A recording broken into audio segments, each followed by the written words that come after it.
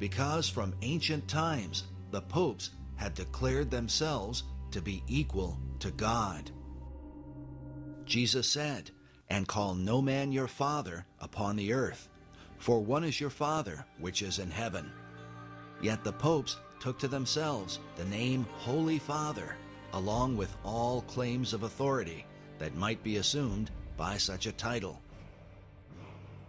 Pope Innocent III, who fathered the Inquisition, said, "The Pope holdeth place on earth not simply of a man, but of the true God." Meanwhile, Pope Nicholas said of himself, "I am in all and above all, so that God himself and I, the Vicar of God, hath both one consistory, and I am able to do almost all that God can do. I then, being above all, seem by this reason to be above all gods." Nicholas even claimed that the popes had the power to change the gospel itself, saying, "Wherefore, no marvel, if it be in my power to dispense with all things, yea, with the precepts of Christ." But in the Bible, Jesus says, "Behold, I have set before thee an open door, and no man can shut it, and no man openeth."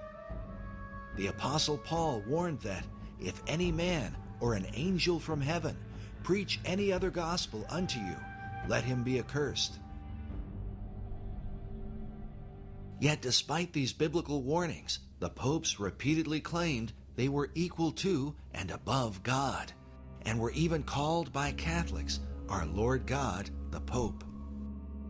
The Lateran Council, while addressing Pope Julius II, said to him, "Take care that we lose not that salvation, that life and breath which thou hast given us, for thou art shepherd, thou art physician, thou art governor, thou art husbandman, thou finally art another God on earth." In the 19th century, Cardinal Giuseppe Sarto, who would later become Pope Pius X, declared, "The Pope is not simply the representative of Jesus Christ. On the contrary, he is Jesus Christ himself, under the veil of the flesh. Does the Pope speak? It is Jesus Christ who is speaking. Hence, when anyone speaks of the Pope, it is not necessary to examine, but to obey." Jesus said of himself, "I am the way, the truth, and the life. No man cometh unto the Father but by me." Yet Pope Pius IX blasphemously declared, "I alone am the successor of the apostles, the vicar of Jesus Christ. I am the way, the truth, and the life." The popes have not only made claims to be God, but have insisted that salvation itself depends directly upon obedience to them. Pope Boniface VIII said, "We declare, say, define, and pronounce that it is absolutely necessary for the salvation of every human creature to be subject to the Roman Pontiff."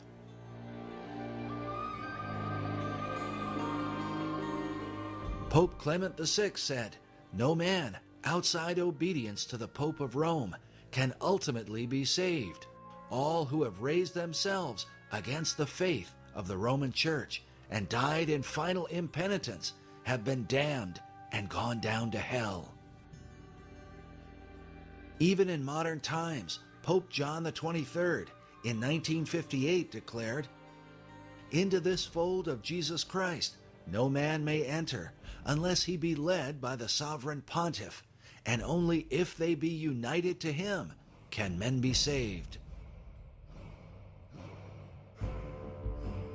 In 1984, Pope John Paul II was quoted as saying, "Don't go to God for forgiveness of sins, come to me." The quote was based on a Los Angeles Times article which reported, rebutting a belief widely shared by Protestants and a growing number of Roman Catholics, Pope John Paul II dismissed the widespread idea that one can obtain forgiveness directly from God. Furthermore, According to traditional Catholicism, obedience to the papacy is said to be required, no matter how dreadful the Pope might be. Catherine of Siena, one of the patron saints of Italy, whose mummified head is still preserved in Rome today, said, "Even if the Pope were Satan incarnate, we ought not to raise up our heads against him, but calmly lie down to rest in his bosom. He who rebels against our Father is condemned to death. For that which we do to him, we do to Christ. We honor Christ if we honor the Pope."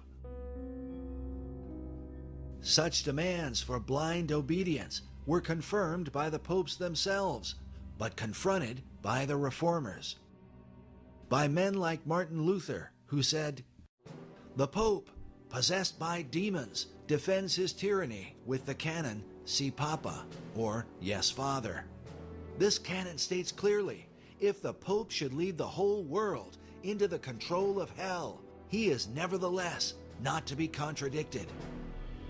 It's a terrible thing that on account of the authority of this man, we must lose our souls, which Christ redeemed with his precious blood. Because of this evidence, Luther declared, "I believe the Pope is the masked and incarnate devil, because he is the Antichrist."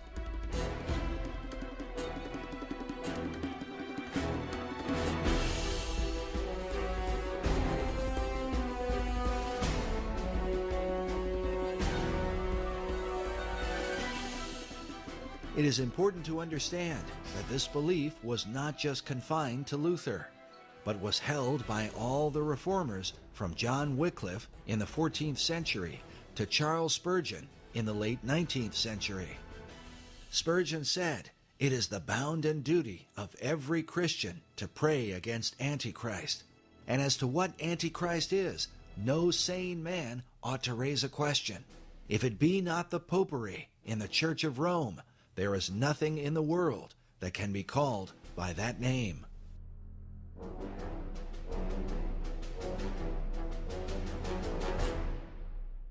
The Westminster Confession of Faith, along with the Savoy Confession, the Old Baptist Confession, and the Methodist views of John Wesley, all included the declaration that the Pope is that Antichrist, that man of sin and son of perdition, that exalteth himself in the church. This was also the belief of the men who translated the King James Bible. In their opening dedication, they commended the king for writing in defense of the truth, which hath given such a blow unto that man of sin as will not be healed.